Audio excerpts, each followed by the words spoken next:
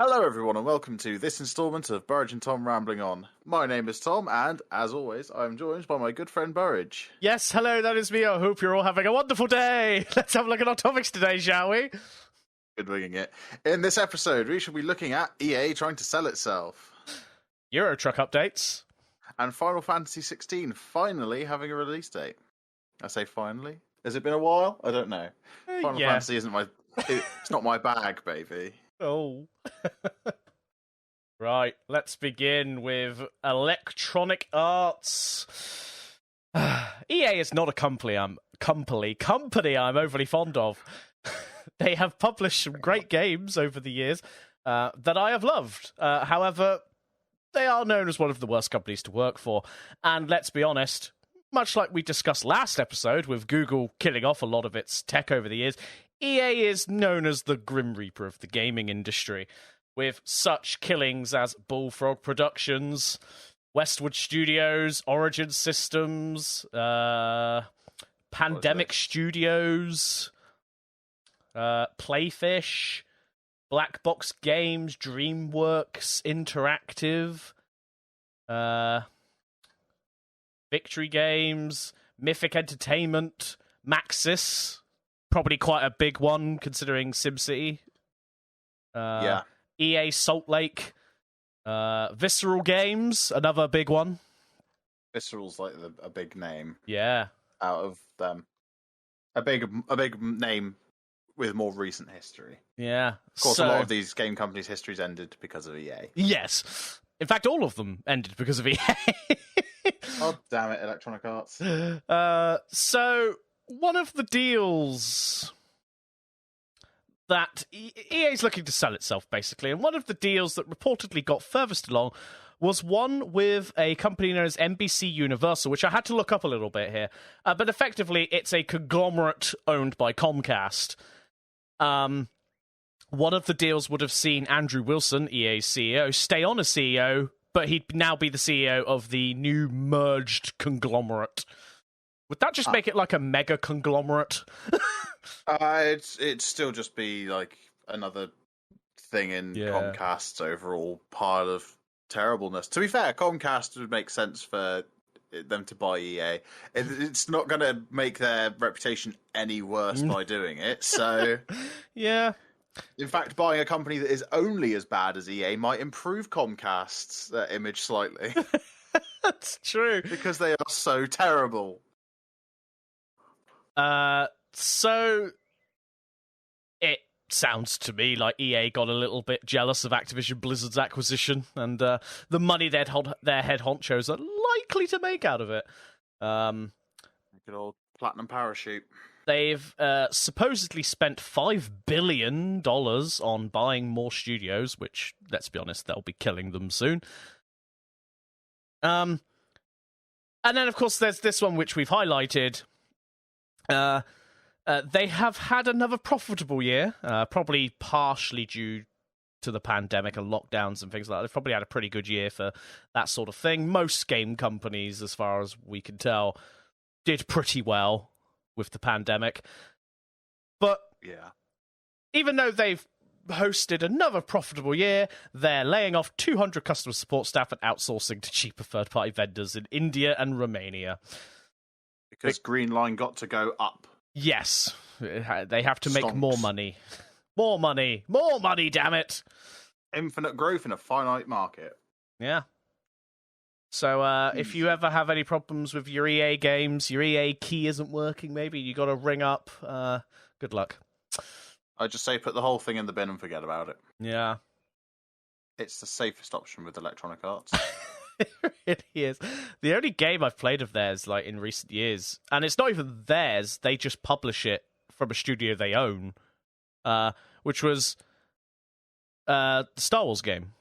Respawn's Star Wars game. Which Jedi Fallen Order? That's the one. I keep forgetting its name, but I really enjoyed it, so I feel kind of bad. I've played Battlefront 1 and 2, the EA ones. Cool. Yeah. Because I wanted to get that sense of pride and accomplishment. Oh, yes, of course. Yes. On Reddit. Yeah. Oh, yeah, that was a fun one. Yeah, no, I've played Fallen Order, and Fallen Order 2's coming out next year, I believe, and I'm looking forward to that. I've got Squadrons. I've not heard great things though. Yeah, I've avoided that one. Yeah, so I'm looking forward to it because it's just a single player Star Wars experience. There's none of this buy all these loot boxes to do this thing. It's just a single player experience that stands on its own. That's what you hope. Well, let's hope the second one follows on from that because the first one did it. So I'm hoping the second one does the same sort of thing, but just makes the story, expands the Star Wars universe. That's all I want out of all these TV shows and that they're doing and games. Is just, and I think EA no longer having the exclusive right to Star Wars games is just going to be better for Star Wars games.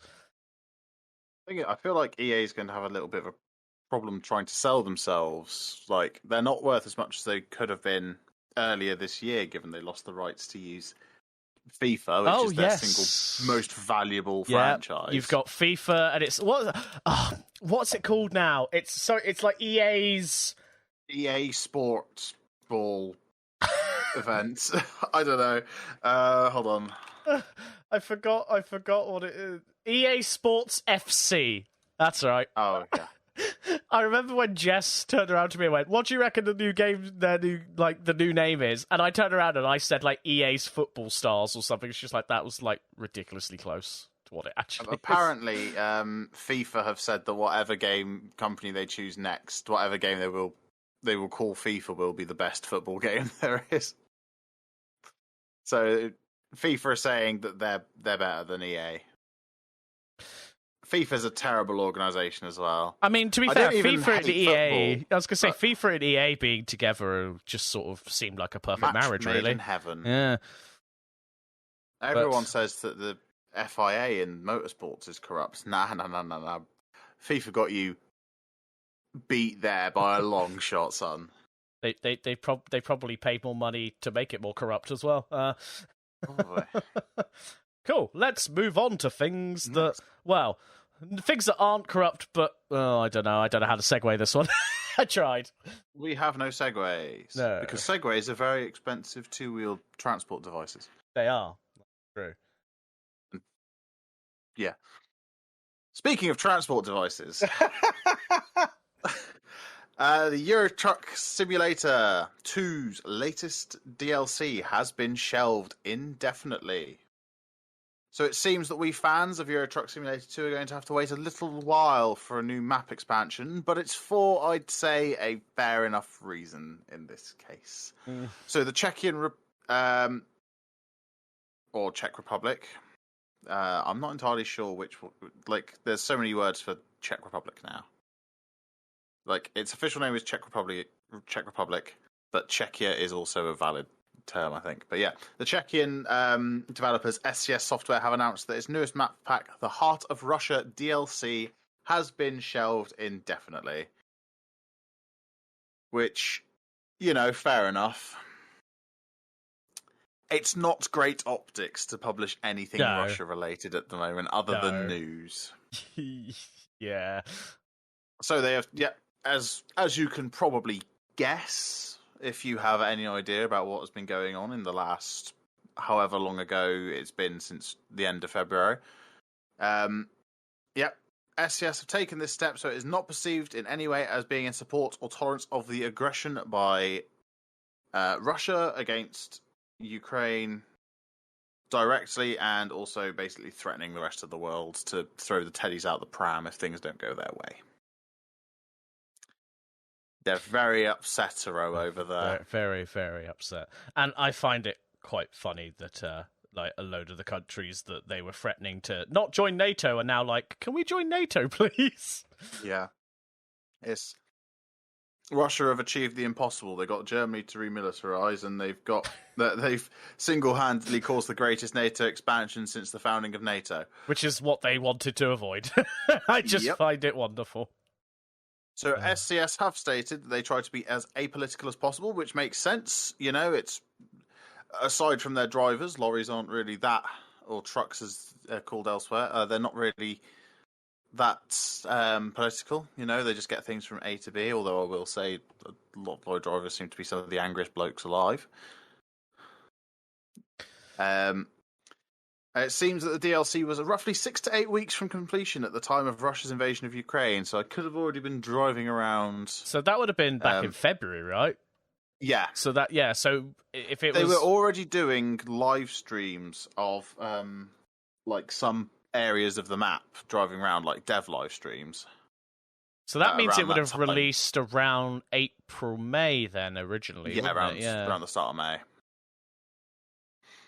But obviously, it's not happening. So obviously, shortly after the invasion, SCS released the Ukrainian Paint Jobs pack with all the proceeds from the sale of these packs going to humanitarian aid charities. I do own that paint pack in Euro Truck Sim. Yeah, I don't. I haven't used it, but I do own the pack. Mainly because all my trucks are painted fancy colours anyway. Because it's a shame in some respects because it would have been cool to drive around, a new, especially considering how large Russia is. It was supposed to go up to like the one of the big rivers or something. It wasn't like the whole of Russia. No, mainly because there's nothing in Russia after a certain point. Well, true. But it was supposed to go up to like the mountains or like what's the big river? The River Volga, I think. Okay.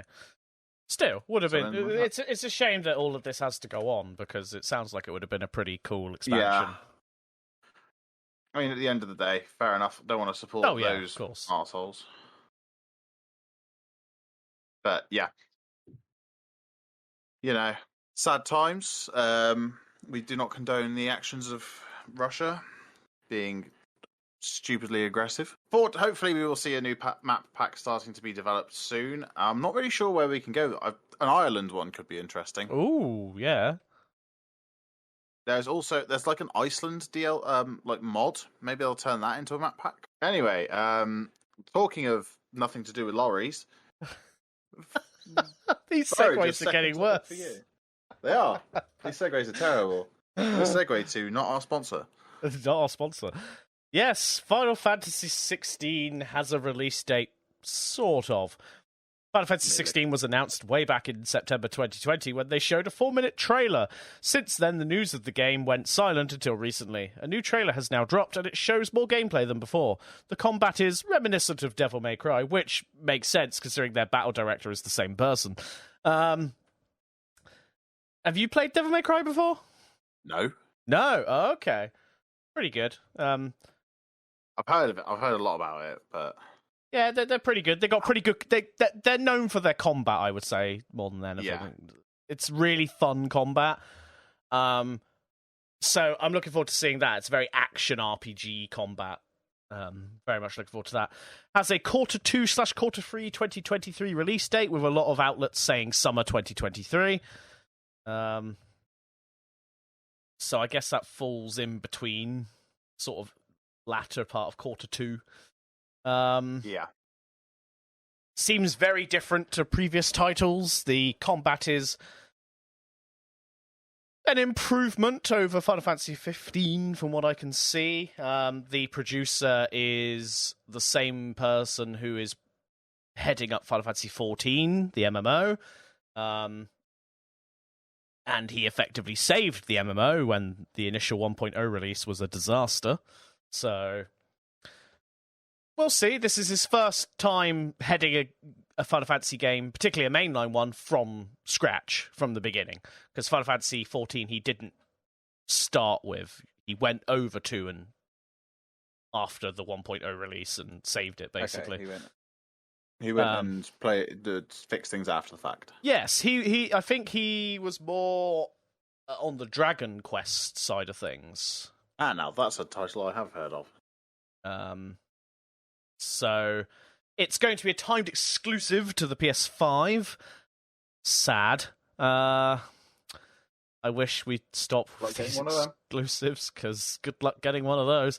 I'm certainly not paying the prices they are in CEX or anywhere else that you can get one from at the moment. Although, interesting note, I went into a CEX the other day and they had like 6 PlayStation 5s there for sale. And above RRP? Oh, God, yeah. They were nearly 600 quid each, I think. That's the shitty thing. Like, no. It seems to be set in a more medievally time period. Sort of going back to the roots of Final Fantasy in many ways, because that was very high fantasy, medievally sort of roots. And they seem to be focusing on the English VOs, which I think makes sense for the setting they're going with.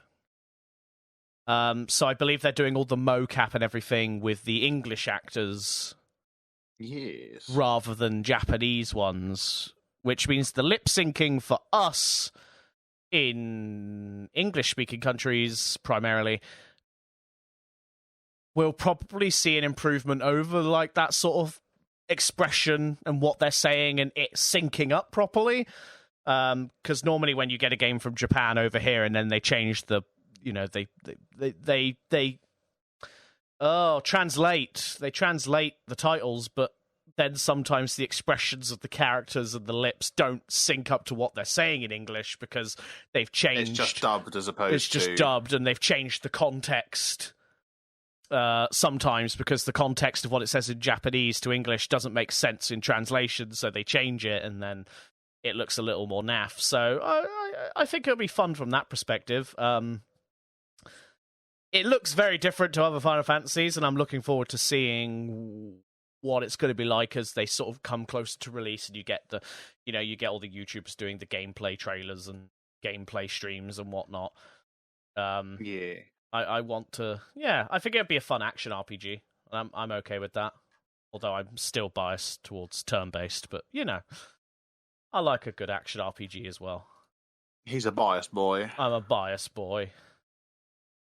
Yeah, that's all I've really got to say for that at the moment, because there isn't much else to say. We don't know much yet. We don't know a huge amount. They seem to be focusing on the summons a lot, so... It's not like there's an E3 for things to be announced at this year either. Oh, no Burridge and Tom live E3 coverage. Or probably ever again. Instead, you'll have to deal with EGX, which is less industry, more consumer-based. But we'll see what we can find. Yeah. Anyway. Let's move on. Let's move on to some smaller topics that I'm sure we'll still get distracted and talk about more things on. So... one of my favourite new toys of recent times, the Steam Deck. Shall we have a look at what's happening with it? Yeah. So, actually, kind of related to the previous topic, Final Fantasy XIV is going to be made playable on the console. Now, that is we may have discussed this already, possibly, but I don't know if we discussed it about it the other day when we read the script.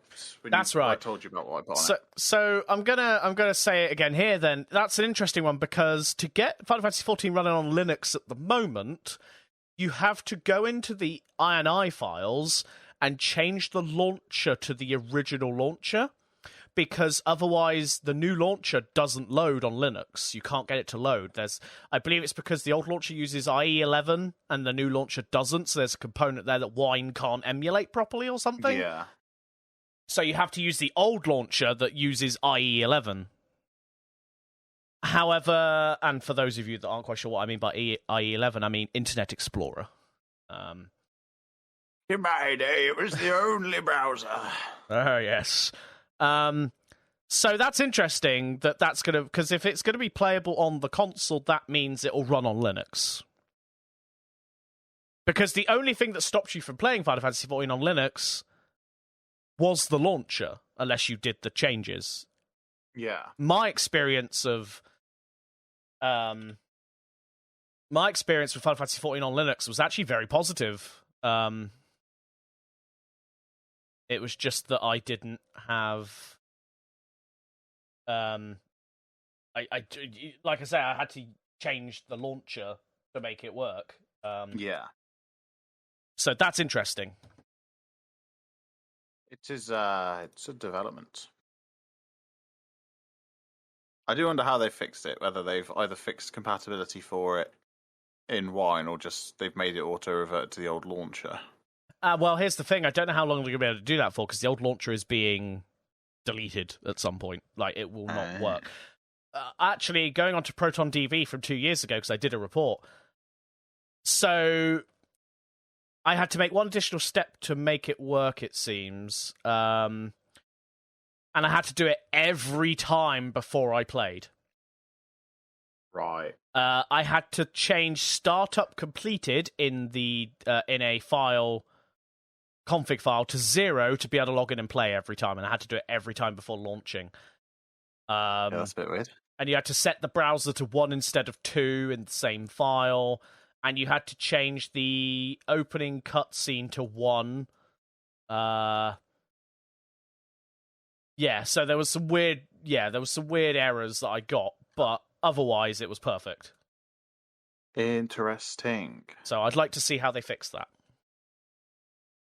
We shall probably find out when someone has a look, when it's updated. Yeah. Yeah, let's. What else is coming for the Steam Deck? New system betas are including a far better control of the fan curve. Ooh. This doesn't seem like a huge piece of news, but if you're aware of the issues that a lot of people are having with the Steam Decks of my generation, it's that fan whine is really, really annoying. He's a noisy boy. It is a noisy boy. Hopefully this fan curve might be able to, if we can just like pin the fan below where that stupid whine is, it'd be better. Although, saying that, so this next and final piece of update about the Steam Deck is technically a two-parter, but iFixit accidentally released pricing for their Steam Deck replacement parts early. They set it live for a whole 5 minutes, and people still found it. It's always terrifying if you accidentally publish something early on the internet that everyone immediately sees it. Yeah. It gets out, it gets everywhere, it's a mess. But we had a quick glance at pricing, but now it is all fully available, so we can go have a look ourselves. Actually, interestingly, looking at the listings on the European store, I don't see the fan listed. Oh no, I do see the fan listed on here now. I'm just blind. So for $24.99, I can get the full fix kit for the fan. Oh, they're already out of stock. What a surprise. Everyone is fixing their fans. This fan seems to be the same fan as the one on the original unit, not the quarter 2 unit. So this one should not have the whining issue experienced by units received in quarter 2. Okay, so it's $29.99 for the fix kit or $24.99 for the part only. And they have none in stock of either. We don't have that much stock available. 0 in stock, you don't say. Thanks, iFixit. Interestingly, though, so obviously, this is kind of a unique move from a company to make parts readily available for upgrading and repairing yourself. Like something that's sold as a sealed device. It's not even like laptop companies do that. You can't just ring up MSI and be like, hello, can I get a new motherboard, please? You can sort of get away with it with things like ThinkPads because there was a billion and one of them made. And there's spare parts everywhere. But it's not like Nintendo sells parts for the Switch or anything. Oh. So the fact that Valve have done this is bloody awesome. And the best part is, if I do ever break my Steam Deck screen, I can replace it with the upgraded screen from the 512 gig model. For only £90. Oh, and they're also out of stock of those. Is anything on here in stock? Hold on, can I get the button?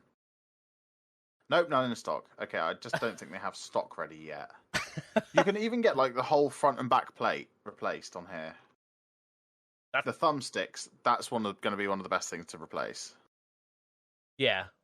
Look at how bad they go on bloody Nintendo Switches. Yeah, you get some real play on them. £90 for a new battery for the Steam Deck. Feels kind of steep. Oh, you'd knock £5 off if you don't get the screwdriver, spudgers, cards, and all the other stuff. To be fair, though, you could buy all the parts for it. So, interestingly, the main board is not on here. But the main board was spotted in the listings, I believe. Let me just have a... Okay. Yes, the page... Yes, thank you, Google. I did click on that link, hence I wanted to open it. Bloody hell. Screen. Thumbstick D-pad, battery adhesive. Okay, so the board's not listed on this one. Oh no, motherboard, yeah. So the Steam Deck motherboard was listed on iFixit. Interesting, it's now listed as not for sale. But it was listed for $349. Ooh, So okay. it's someone worked out it cost you about $650 to build a Steam Deck off of iFixit parts. But it seems they're not selling the board at the moment. It would be very interesting if they did. Imagine taking all your Steam Deck hardware and building it into like a custom chassis. That could be a modder's dream. I'm sure someone will do it if they're not already. It will happen in the near future, undoubtedly. But it's even got the... Interestingly, the AMD chip on it has Valve etched in where the AMD logo normally sits and then powered by AMD underneath it. That's really cool. I like that. But yeah, you can now replay. You can now replay your Steam Deck. Oh. I too like repairing things. I love repairing things. Oh dear, oh dear, oh dear. On things that won't be repairable, your bank account after playing Diablo Immortal. Which won't be releasing in Belgium or the Netherlands, or I guess now that it kind of has released, isn't released in Belgium and the Netherlands. This was revealed by an Activision Blizzard communications manager. It's not so much that it won't be, it's that it really can't be because of the law. And the ban is because of loot boxes. Now, strictly speaking, it's not because the game has loot boxes. Loot boxes are still not illegal in Belgium and the Netherlands. It is the fact that Activision Blizzard refuses to be transparent with the reward rate from these loot boxes as to why it is banned. Wait, hang on. Sorry, it's banned because they won't tell you the percentage. Yeah, it's banned because the odds are obfuscated. Basically. Oh my god. And they can't be bothered to just, make it known, like... I think it's because it's so predatory in the nature. Like, I think if they have provided the odds, then they've decided that it is so bad that the game's banned. Which is even worse, to be honest. But yeah, so a YouTuber did the calculation. So basically, once you reach a certain level, you basically hit the level cap. After that, there is end game content, which you need to get something called legendary cores, I think, for. I didn't really read into it properly because I really don't care. Legendary cores? That sounds like Fallout 76 now. It does. Oh, legendary gems. Sorry. And like legendary gems have like a rating, and free-to-play players cannot earn top-rated legendary gems. They're only available by basically loot box. And someone did the math, and you have to pay basically $110,000 to earn enough legendary gems of the sufficient level to get the best gear in the game. Which is probably why they're not worried about not selling the game in 2 countries, because... Yeah. They could just make the money in loot boxes. It costs you a third of a house, depending on the size and location of said house. In fact, it could cost you several houses, depending on what your local house prices are, and what state the house is in at the time. Do these people not have bank accounts? Oh, God. It's it's not looking good, everyone. It's not a good time in Diablo Immortal. They've literally created a perfect simulation of hell with their leveling and looting system by the looks of it. So yeah, lucky people in Belgium or the Netherlands, they won't really have to hear about it. I'm sure all 4 people that would have played the game in either of those countries are very upset about it, though. I'm sure, sir. I'm sure they're devastated. Speaking of being devastated, and Activision Blizzard, I'm sure Activision Blizzard management is devastated that Activision Blizzard employees have won the vote to form a union, which is something that's very heavily frowned upon in the US for some reason. Although I am noticing that more and more people seem to be frowning on it here in the UK as well, which is only slightly very concerning. But yep, so staffs at Activision staffs. God, my English is terrible today. Staff at Activision Blizzard subsidiary Raven Software have won their vote to form the Game Workers Alliance. It is only the second game industry union in the United States. As we all know, unions are pretty good things. They provide you more power as a worker, really. It's always so weird when you go into the comment sections on posts like this, though, and people are like, oh, unions are terrible. It means companies have to pay the workers more. I don't see that as a bad thing, Chief. Oh no. Let me weep for the multi-billion-dollar corporations. Oh no! Those poor shareholders, what will they do? They're going to have to buy one less sports car this year. They might have to sell the 8th yacht, or just set it on fire in Torquay Harbour. Lamau? Did you see that? No, I didn't. Yacht caught fire. It was a big yacht. About 3 million, I think. Oh dear. I found the sale listing for it. 8,000 gallons of, or 8,000 litres of diesel in the sea. Not great. Poor fish.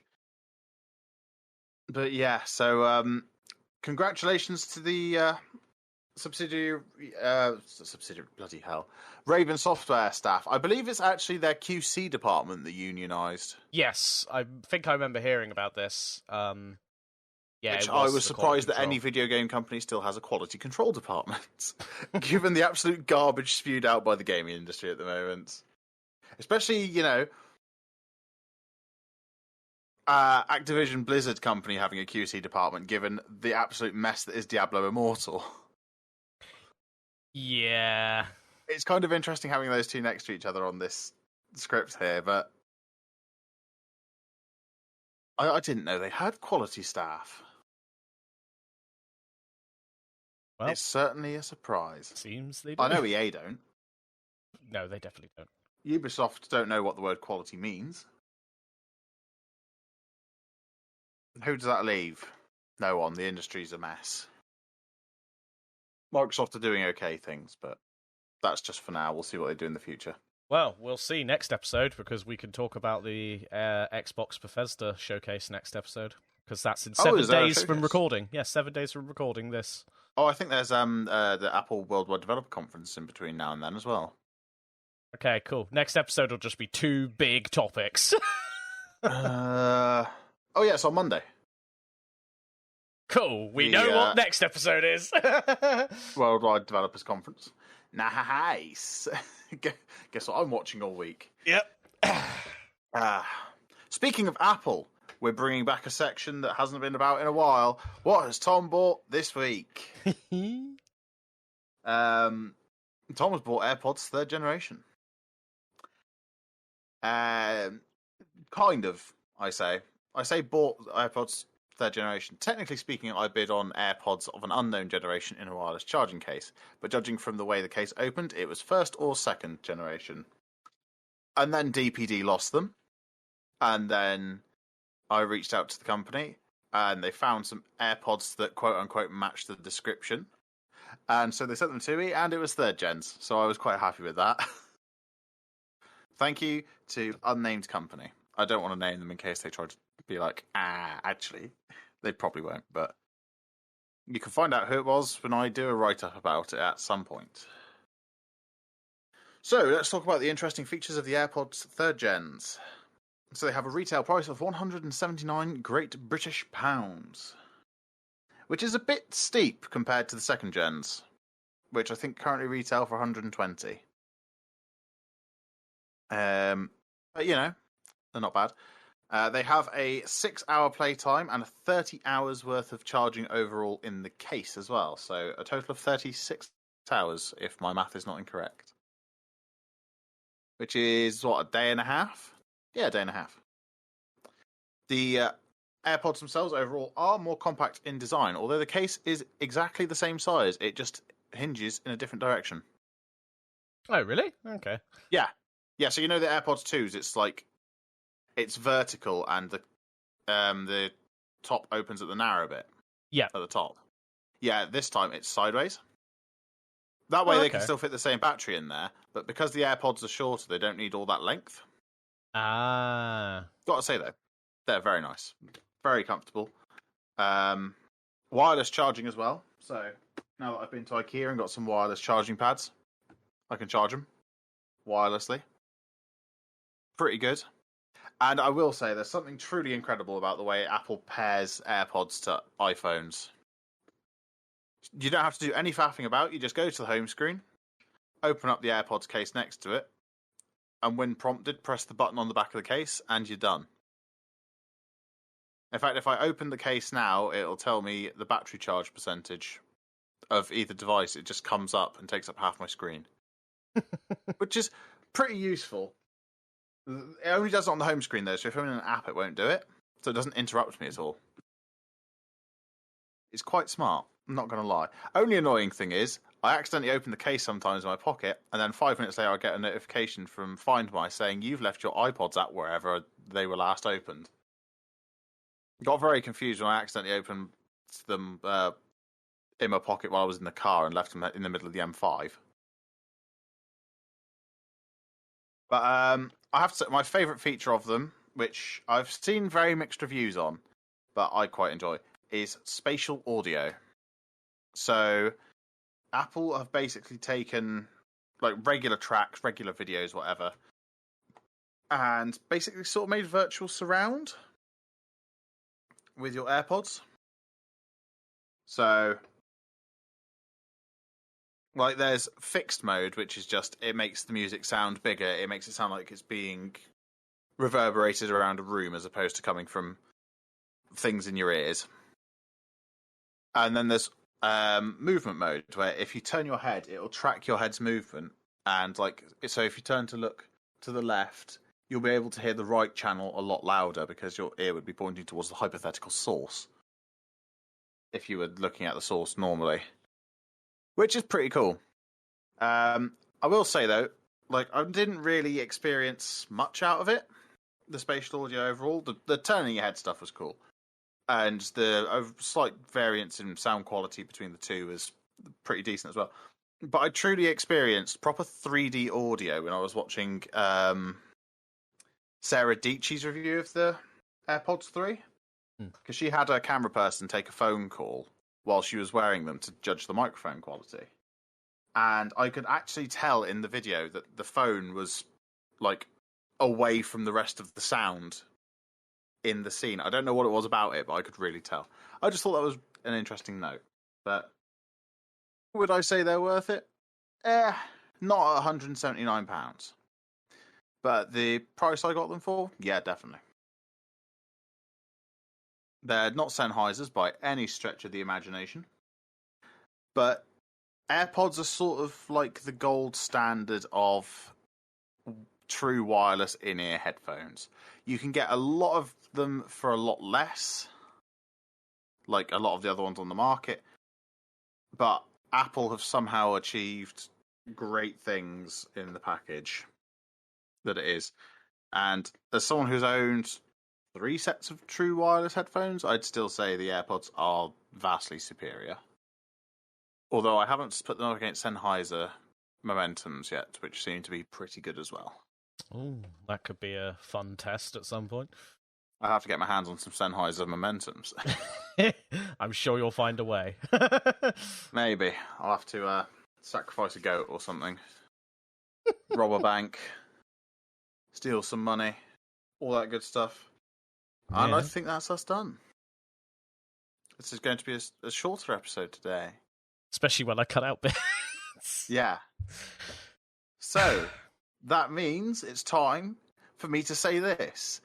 And that is us all done for this episode of Burridge and Tom Rambling On. If you like what you've heard and you want to hear more, you can subscribe to Burridge and Tom over on YouTube or follow our podcast on your favourite podcast source. If you really like what you've heard, and then you can support us over on Patreon. If you want to get involved with the community, you can join our Discord. The links to all these and more are available over at burridgeandtom.com. As always, I've been Tom. And I've been Burridge. Thank you so much for listening. Happy Pride Month. Yeah. And we'll be back next time with more nonsense. Goodbye. Goodbye.